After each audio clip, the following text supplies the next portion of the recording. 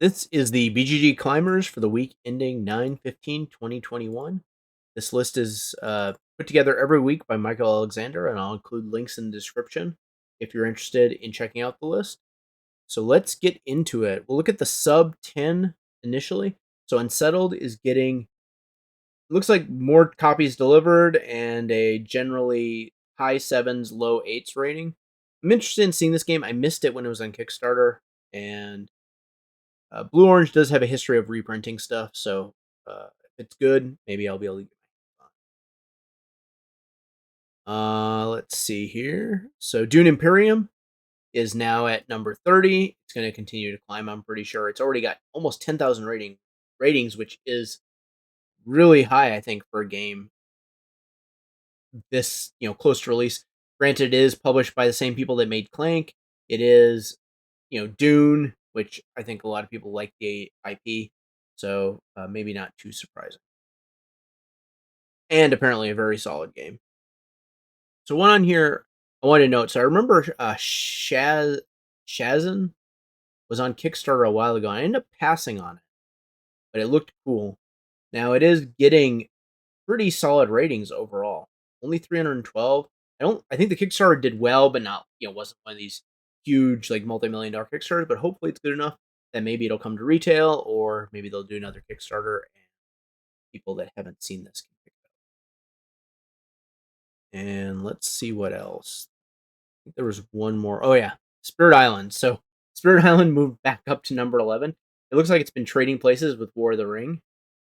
So maybe the people that really love Spirit Island bumped up their ratings when they saw it drop. I don't know. But it's back. I assume they're going to make another expansion at some point for this, and maybe it will continue to climb.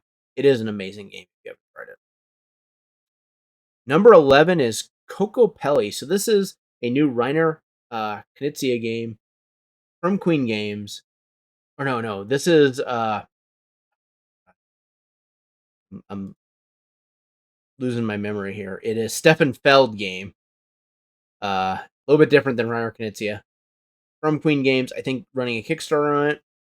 It is a lighter Feld game, so that may be interesting to a lot of players. It's getting I think an average rating. I mean, I think part of this is, the Queen Game production value is not as high as some other companies.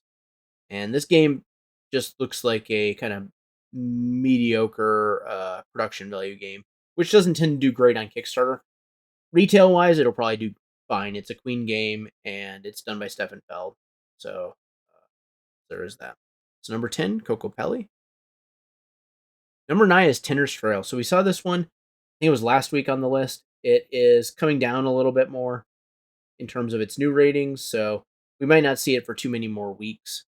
It is the latest Martin Wallace game, which I don't ever, I guess I've never backed a Martin Wallace game on Kickstarter, just because I feel like some of his designs are really amazing, like Brass or uh, and London.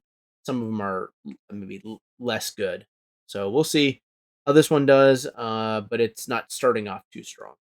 So number 9, Tenors Trail. Number 8 is Mini Rogues. We looked at this one a couple weeks ago. This game is essentially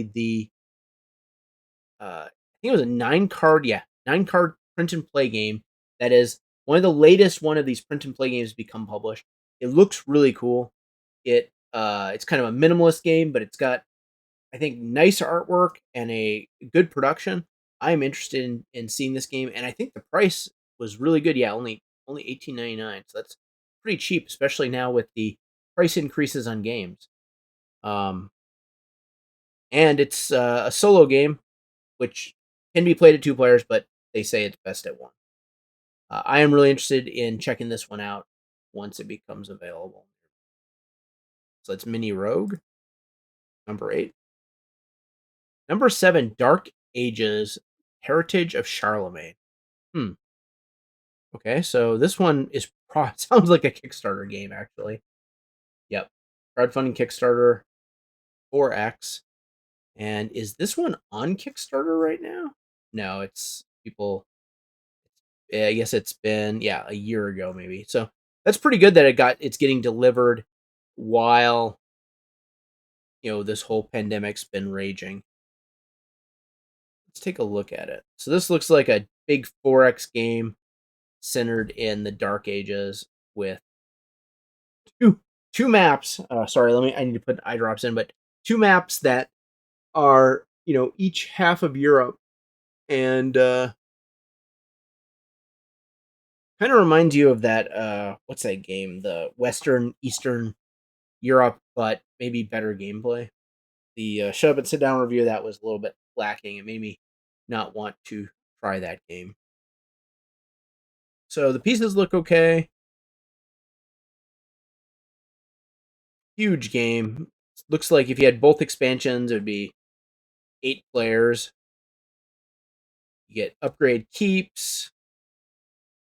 Kickstarter. Wow, these production buildings look really cool. Lumber mill. I'm intrigued. Let's see what the comments are saying on this. So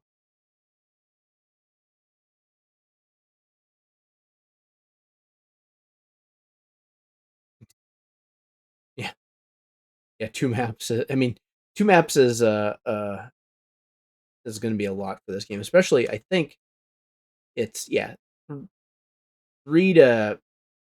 hours probably with 4 people. If you played 8, I bet this is like a TI4 type game.